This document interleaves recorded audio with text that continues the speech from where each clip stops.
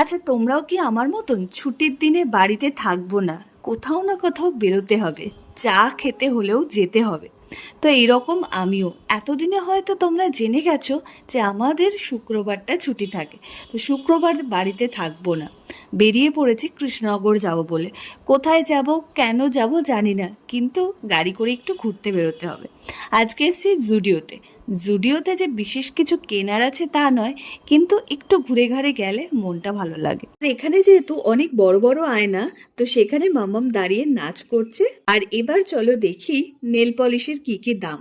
তো variety nail polish দেখলাম, কাছাকাছি সব 4টে করে রয়েছে, কাছাকাছি শেড। তারপরে নিচে কাজল লিপস্টিক দেখে ওপরে চলে এলাম। এইটা হচ্ছে পুরোটাই ছেলেদের জামা কাপড়ের কাউন্টার। তো এখানে আমার তো বিশেষ কিছু নেওয়ার নেই, তো ওর বাবা এখানে শপিং করছিল, তো আমাকেও কিছু কিছু ভিডিও তুলে দিয়েছে।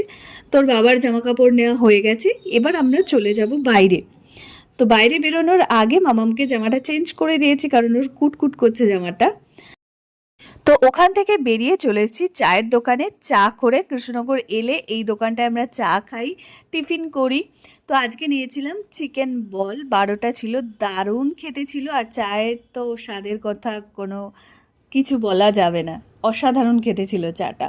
তো চাটা বেশ করে খেয়ে তারপরে মোমো অর্ডার করেছিলাম।